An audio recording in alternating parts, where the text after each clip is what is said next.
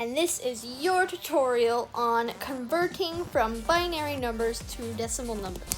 This is like the 6th time I've had to record this video, so I'm just really hoping it works out. So as you know, you probably already know what binary is, but if you don't, it's the way that computers represent information, and that is basically done in the form of a whole bazillion of ones and zeros. Now, please give me a minute to just change my pen. That's a lot better. And now you can actually see. So the first thing you're going to need is a chart, like so. Now, most of the numbers you're going to see in your class will be 1 byte. 1 byte equals 8 bits, and each bit is a 1 or a 0. So this number here is 8 bits, 1 byte, because it has 8 digits. So your chart here, you're going to have one little space for each bit or digit. Since this number has 8 digits, this chart has 8 blank spaces.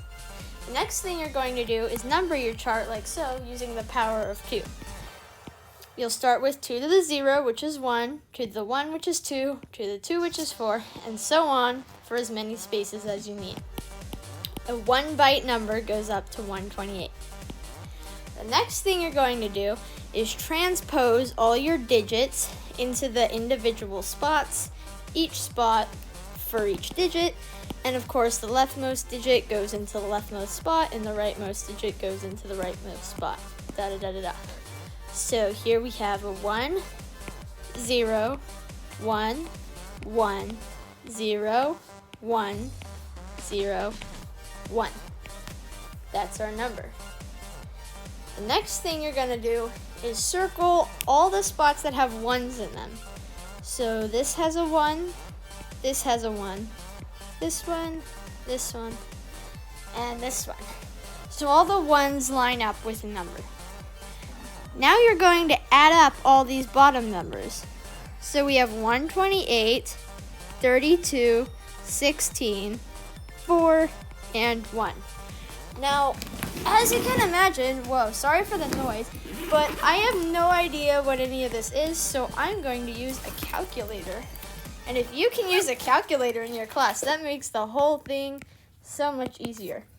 Anyway, let me just do the calculator magic. We have 128 plus 32 plus 16 plus 4 plus 1.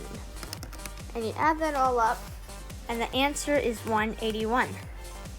So this number here is 181 in decimal notation, and this number here is 101101101 in binary. If you understand, then that's great. Go get your homework done. If not, I'm going to do a few more examples. Here's our next number. We're going to start by doing the same thing and putting each number into its proper column. So we have 0, 0, 1, 1, 0, 1, 0, and 0. Now we're going to circle all the columns with 1s in them. So we have a 4, a 16, and a 32. Lastly, we're going to add up all the numbers that we have. So 32 plus 16 plus 4 equals 52. So this number here in decimal is 52, and 52 in binary is 01100110100. Yeah, it's a lot. So a little tip you can do when you're doing like this in class or whatever, try to just break it up into groups of 4. It helps you see a lot easier when you have like a whole bazillion zeros, you know? Anyway, that's just what I do. It helps.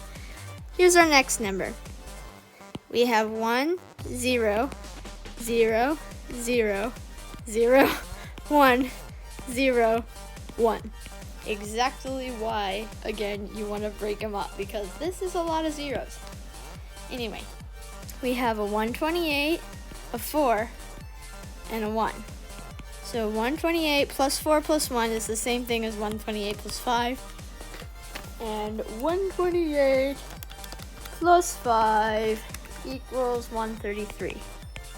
So this is 133 in binary and 133. Oh, sorry, this is 130. This here, 133 in decimal. This here, 100000101 in binary. My apologies. I have one more example for today. We have a 0, which goes in the leftmost column because it's the leftmost number. Then 0, then 0, then 1, 1, 0, 1, 0. We circle the numbers at the bottom. We have a 2, an 8, and a 16. 16 plus 8 plus 2. Well, 8 plus 2 is 10, and 16 plus 10 is 26.